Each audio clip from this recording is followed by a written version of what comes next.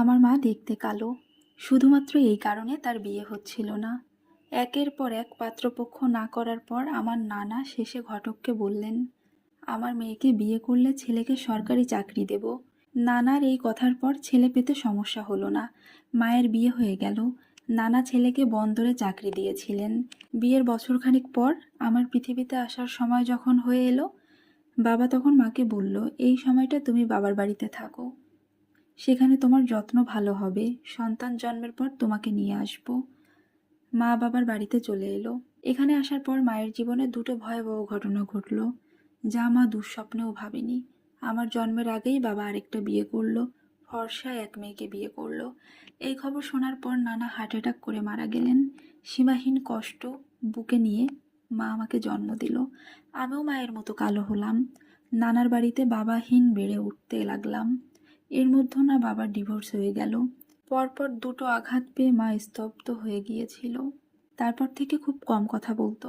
বেড়ে ওঠার পর থেকে মায়ের সাথে কখনো বাবার বিষয়ে কথা বলিনি, কেননা মাকে অস্বস্তিতে ফেলতে চাইনি। পড়াশোনা শেষ হবার পর মামারা আমার জন্য পাত্র দেখতে শুরু করলো, কিন্তু কালো হওয়ার দরুন কেউ আমাকে পছন্দ করছিল না, ঠিক মায়ের ক্ষেত্রে যা হয়েছিল। পরে মামারা নানার মতো সিদ্ধান্ত নিল, অর্থাৎ আমাকে বিয়ে করার বিনিময়ে ছেলেকে সরকারি চাকরি দেবে। এই সিদ্ধান্ত যখন মায়ের কানে গেল, তখন কম কথা বলা মা প্রথমবারের মতো জোরালো কণ্ঠে মামাদের বলল, চাকরিটা ছেলেকে নয়, আমার মেয়েকে দাও। মামারা বলল, তাহলে কি ওর বিয়ে হবে? ওর বিয়ের চেয়ে জরুরি হলো চাকরি, কারণ চাকরির লোভে যে ছেলে ওকে বিয়ে করবে সে তো আমার মেয়ের জন্য বিয়ে করবে না, করবে চাকরির জন্য। আর মেয়েকে না চেয়ে অন্য কিছুর লোভে যে ছেলে বিয়ে করে সে কখনো নির্ভরযোগ্য হতে পারে না। আর এমন ছেলের সাথে সংসার করার চেয়ে না করা ভালো। এরপর বলল, ওর চাকরি থাকলে বিয়ে না হলেও মাথা উঁচু করে বেঁচে থাকতে পারবে।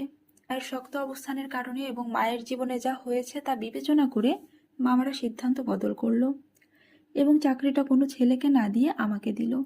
আমার চাকরি হওয়ার সংবাদে মা আনন্দিত হয়েছিল। সেদিন আরেকটা সংবাদ বাড়িতে এসে পৌঁছেছিল। মামাদের কাছ থেকে শুনলাম বাবা অফিসের এক দুর্ঘটনায় মারা গেছে। বন্দরে ক্রেনের চেইন খুলে কন্টেইনার গিয়ে পড়েছিল বাবার ওপর। জায়গাতেই বাবা মারা গেল। সংবাদটি শোনার পর মা কোনো প্রতিক্রিয়া দেখায়নি, কিন্তু নানি এবং মামারা খুশি হয়েছিল।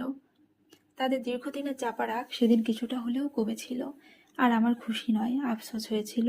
মা শুনে আমাকে বলল, তোর আফসোস হওয়ার স্বাভাবিক, বাবার আদর কখনো পাসনি। বললাম, সেজন্য আফসোস নয়। মা কৌতূহলী হয়ে জানতে চাইল, তাহলে কেন আফসোস? বাবা নামক মানুষটিকে একবার দেখতে চেয়েছিলাম, কারণ আমি খুব দেখতে চেয়েছিলাম শয়তান দেখতে কেমন হয়। এর মাস কয়েক পর আমার বিয়ে হলো। ছেলেপক্ষ আমাকে পছন্দ করে তাদের বাড়ির বউ করে নিল। বিদায়ের সময় মাকে বললাম, মা গো, তোমার জন্য চাকরিও পেলাম, সম্মানের সাথে বউও হতে পারলাম, কিন্তু তুমি তো মা কিছুই পেলে না। কথা দিচ্ছি আজীবন তোমার সঙ্গে থাকবো। আমি তো প্রতিদিন তোমাকে ফোন করবই, তুমিও যে কোনো প্রয়োজনে আমাকে ফোন করো।